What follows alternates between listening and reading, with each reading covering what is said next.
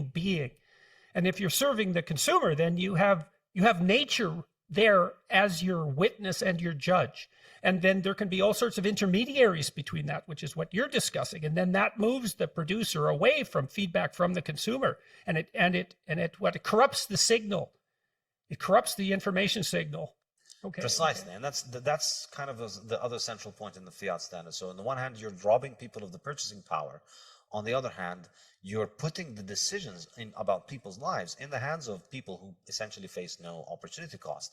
And they have these jobs regardless of whether they perform them, because they're linked to this magic printer that continues to finance them. So they don't lose their job, and they always can continue to do whatever it is that they're doing, and facing no accountability. And, you know, the impact across life, I think, is enormous.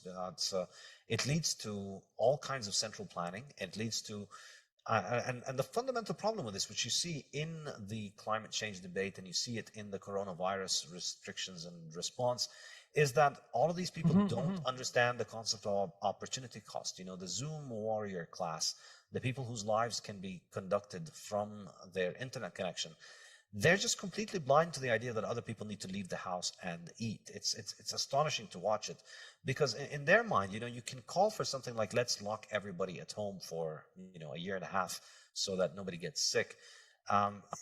Except for being locked at home.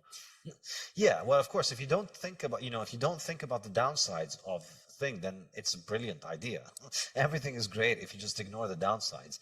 And that's essentially what governments can afford to do, because they don't have the market's discipline to essentially correct them. And that's what Bitcoin brings. You know, well, the discipline is exactly, the lack of discipline is exactly, you know, so we could depersonalize this to some degree and think about it as a technical problem, right?